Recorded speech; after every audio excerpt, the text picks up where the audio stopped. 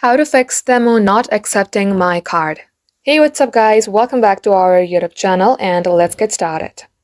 First thing first, you have to make sure that your Temu application is updated. Head over to your Play Store for that. At the top search bar, type in Temu here. And if your application shows update, tap on update and update your app. If it shows open, that means your application is already updated. So let's go ahead and open it. Now here, it will ask me to sign in.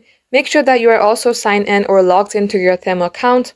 And once you're logged in, tap onto Use section from your bottom page. You will see a username here and you will also see a headphone icon, which is also a support icon of Temu. Tap onto it. At the below section under Still Can't Solve the Problem, tap on Contact Us.